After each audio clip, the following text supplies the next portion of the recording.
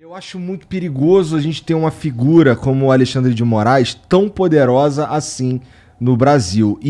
Um outro ponto sobre isso é que, cara, eu não sei mais. Isso pra mim é o mais assustador. Eu não sei mais até que ponto eu posso criticar as ações do Alexandre de Moraes sem ele falar que eu sou uma ameaça e bloquear o Flow, por exemplo. Sabe? Isso é uma parada que o fato de eu ter medo disso já comunica alguma coisa, não é? Então, e tem gente batendo palma pra essa parada. Eu fico um pouco assustado com isso, porque eu não gostaria que uma pessoa do poder público tivesse esse tanto de poder concentrado nele mesmo. Mas deixa eu te perguntar uma coisa. O que vai acontecer se você pegar teu carro e meter na parede a 160 km por hora? Eu vou morrer. Você vai morrer. Então tem coisas que você, se você fizer, você sabe que vai acontecer. Uhum. Então é parte da sua responsabilidade saber das consequências dos atos que você toma. Sim. A Constituição de 88 definiu que o Supremo Tribunal Federal seria escolhido, a exemplo do que é nos Estados Unidos, a exemplo do que é na Argentina, seria escolhido entre brasileiros com uma determinada característica, apontado pelo Presidente da República, sabatinados pelo Senado Federal, e então empossados, e lá ficam até a expulsória. Está escrito isso lá. É o manual do seu carro dizendo que você não... Olha, cuidado, bota o cinto de segurança, usa o airbag.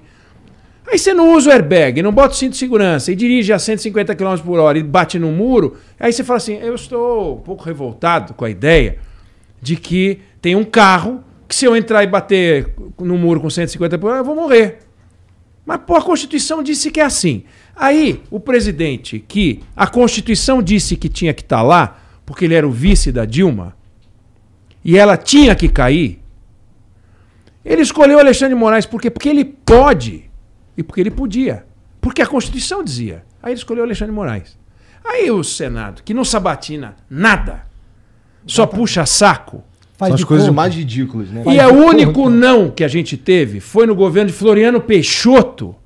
Portanto, antes do primeiro presidente civil brasileiro, Floriano Peixoto, que era vice do Marechal Deodoro, só ele ouviu não, porque ele indicou um médico, mas é que tinha que ter notório saber jurídico. Não curso de direito, é notório saber jurídico. Não tem nada a ver com curso de direito. Aliás, tem gente que faz curso de direito e não tem saber jurídico nenhum. Aí ele indicou o Alexandre de Moraes. Tá errado? Não tá errado. Ele poderia ter indicado a Relia, ele poderia ter indicado, sei lá, um personagem qualquer, um Mickey, ele podia ter indicado qualquer um. Não nos esqueçamos que o Lula indicou, por exemplo, o Toffoli, que 2 vezes tentou ser juiz federal e foi reprovado. Bom, e o Senado? E o Senado fez o que com o Toffoli? Fez de conta que estava fazendo uma sabatina e aprovou o Toffoli. Aprovou. Toffoli foi advogado do Sindicato dos Metalúrgicos de São Bernardo. Tramontina, a Ellen Grace, que foi ministra do Fernando Henrique Cardoso, quer dizer, que foi indicada pelo Fernando Henrique Cardoso para o Supremo Tribunal Federal, quando ela sentou lá na sabatina, o presidente da Comissão de Constituição e Justiça disse assim, a senhora não veio aqui para ser sabatinada, a senhora veio aqui para ser homenageada. Acabou. Acabou. O Fux, o roqueiro, que foi presidente até agora, né? Até outro dia, eu queria enaltecer, antes de mais nada, a sua trajetória. O senhor começou a vida como office boy. Pô, eu acho bacana o cara começar a vida como office boy e estar sendo cogitado para o Supremo. Acho bacana, mas é só bacana. Isso não tem nada a ver com notório saber. Com capacidade, etc. Nada. É bacana, é lindo, é como história, é bacana. Como é bonita a história do Joaquim Barbosa. Todas as histórias humanas são bacanas, entendeu? A história do Lula é bacana, a história do Bolsonaro é bacana. Qualquer história é bacana, história humana. Agora, isso não autoriza você a levar isso em conta na sabatina. Na Suprema Corte Americana, você é submetido a um questionário, Tramontina, pelo FBI. Depois você é submetido a um outro questionário. A primeira pergunta que faz é o seguinte: você gosta da sua vida pessoal? Gosto. Desiste de ser candidato à Suprema Corte dos Estados Unidos. Se o cara falar que vai em frente, eles vão descobrir tudo. Você fuma maconha? Aí se você falar não, você pode se ferrar porque mentiu. Se falar sim, você já se ferrou porque fumou. Então não tem caminho. Você não pode ter fumado. Acabou. Pergunta assim, você já fez sexo com animais? Eles perguntam essas coisas.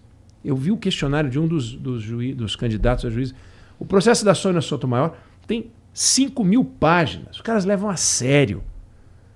Aí, você não vai ficar indignado. Você pode, pelo menos, bom, todo mundo fez a sua parte. Então, o presidente indica alguém que acha que tem que ser, também assim, acho que... E que aquele cara lá, hein? Porque lá dá um ministrão, hein? Que lá dá uma ministra boa também, bacana, hein? Terrivelmente evangélico. É terrivelmente evangélico. Outro é terrivelmente corintiano, outro é terrivelmente roqueiro. Aí o Senado faz nada, não faz a sua parte. Aí o cara vira ministro, ele não invadiu, ele não é do movimento do sem toga. O Alexandre de Moraes não invadiu o Supremo Tribunal Federal. Quem tentou invadir foram esses caras no final de semana. O Alexandre de Moraes deram a ele a toga. Ele falou, senta lá e faz o seu trabalho. E ele está fazendo, aí você fica bravo. Você fala, pô, mas ele não devia. Ah, então ele devia se converter no maior jurista que você já imaginou ter existido diante de um processo que tudo é feito à brasileira. Mas ele tem que se comportar como um, sei lá, que nem existe. Um cara que nem existe, entendeu? Esse é o problema nosso. A gente faz tudo de um jeito, e quando você faz tudo de um jeito meio esquisito, dá esquisito. Aí o cara emprega a Constituição à luz da sua interpretação. Qual é o erro dele interpretar a Constituição desse jeito? Porque eu não gosto? Porque você não gosta? Porque os advogados não gostam? Mas ele tem o poder de interpretar porque ele foi posto lá do jeito certo. Do jeito certo. Qual é o jeito certo? O que está previsto na Constituição. Esse é o que Então a gente tem que pensar que não pode bater o carro a 150 por hora e não pode ignorar as tarefas constitucionais de cada um. Então o Lula agora vai poder indicar 2. Como que vai ser? A mesma coisa. Como que vai ser, Cristo? Como que vai ser? Não, vamos fazer uma prova. Entre outras coisas, estão falando que pode ser o advogado dele. O Zanin, que foi o advogado dele em todo o episódio da Lava Jato. E como é que ninguém... Como é que os senadores e ninguém acha isso absurdo? Porque quanto ao Alexandre de Moraes, eu entendo que todo o processo para colocar ele lá foi esquisito, como todos os outros foram esquisitos também. Não, ele não é esquisito. O processo não é esquisito. O processo é absolutamente transparente. O que é esquisito é que ninguém leva o processo a sério. O processo é certo. Funciona nos Estados Unidos. E eles reclamam lá e brigam, hein? Mas funciona. O Alexandre de Moraes, pelo menos, é constitucionalista. E tem um certo currículo e um conhecimento que talvez nem todos tivessem quando foram indicados em diferentes momentos para a Suprema Corte. Agora, é muito engraçado que aqui, né? Engraçado não, a palavra não é essa. Aqui, ministro vira estrela, né? E é esse que é o meu problema. TV Justiça. TV Justiça. Nos Estados Unidos você não vê um ministro da Suprema dar entrevista. Não, mas eles não aparecem, as imagens não tem imagem. Não existe imagem. Tem imagem. Eles decidem e acabou. Aqui os ministros participam de programas. Tem uns que vão a um programa toda semana, vão a outro programa toda semana, participam de não sei o quê. Vão fazer palestra nos eventos do João Dória em Portugal. É isso, você foi no ponto. 2, 3, você 4, foi no 5 ponto. Vão lá recebendo diária para ir, recebendo alguns recebendo uma diária ou palestra, um pagamento. Recebe o valor de palestra e não declara.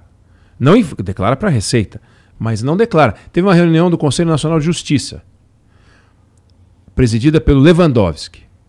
E disseram, escuta, pode fazer palestra? Pode, mas tem que informar qual é o valor. Eu disse, não, isso não tem que informar não, isso é um assunto privado. Privado? O meu ministro do Supremo Tribunal Federal, que eu sei que salário ganha um outro salário maior do que o dele, porque o conjunto das palestras dá mais do que o que ele ganha, pode dar, e eu não tenho que saber? Eu não tenho que saber quem são as pessoas que pagam? Eu não tenho que saber se ele está conflitado? Nesse evento do João Dória tinha patrocinador com causa no Supremo Tribunal Federal.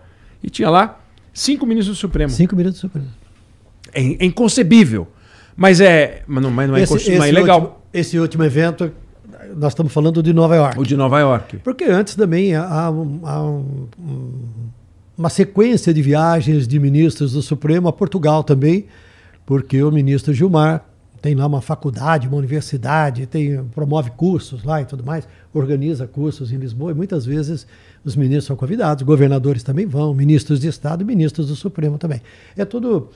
A gente fica surpreso porque a gente compara com o que acontece nos Estados Unidos, onde, em hipótese alguma, o ministro vai dizer o que ele pensa sobre qualquer assunto, porque a qualquer momento ele pode ser chamado a julgar um assunto parecido com aquele, um assunto semelhante àquele, ou aquele assunto, né?